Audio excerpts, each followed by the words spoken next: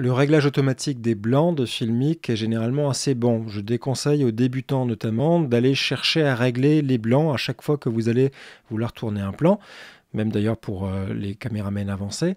En revanche, il est tout à fait possible de contrôler précisément les valeurs de blanc. Notamment, ça peut être utile si vous êtes dans un tournage avec une lumière homogène. Filmic va chercher constamment à régler les valeurs de blanc de manière optimale. Ce qui veut dire que de plan en plan, vous pouvez avoir de légères variations de blanc qui vont changer la colorimétrie de votre image. Donc pour vous assurer d'avoir tout le temps la même valeur, voici comment procéder. Vous appelez ces fonctions de colorimétrie en touchant le nuancier en bas à gauche. Et vous voyez dans cette ligne ici en bas qu'on a plusieurs outils qui devraient être familiers à ceux qui ont déjà utilisé une caméra.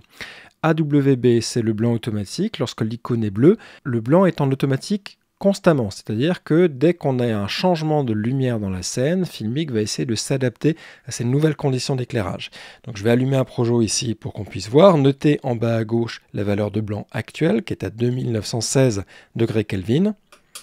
J'allume et vous voyez qu'on est descendu à 2807. J'éteins.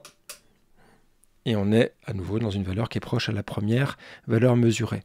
Vous pouvez verrouiller la valeur de blanc en appuyant sur l'icône AWB ici. Vous voyez qu'elle passe au rouge. Et à ce moment-là, la valeur qui est à 2854 ne varie pas si j'allume le projo.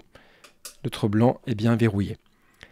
Vous avez également dans la partie gauche de cette ligne des presets. Ici, une ampoule donc en lumière artificielle, un preset qui est à 2009. Le soleil avec un preset à 5002, les nuages avec un preset à 6005, la lampe fluorescente 4003 et des mémoires A et B. Vous pouvez soit faire coulisser votre doigt ici sur la barre de température pour manuellement changer, altérer le type de colorimétrie que vous souhaitez. Et un appui long sur la lettre A par exemple va permettre d'enregistrer en sélectionnant la deuxième ligne la valeur que vous avez réglée. Vous pouvez également de la même manière changer la teinte ou alors directement utiliser le nuancier pour atteindre la colorimétrie que vous souhaitez et la stocker ensuite, par exemple maintenant dans la valeur B, en appuyant longtemps sur la lettre B, deuxième ligne, enregistrer les valeurs. On passe ensuite de l'une à l'autre en appelant simplement les différentes valeurs et mémoires.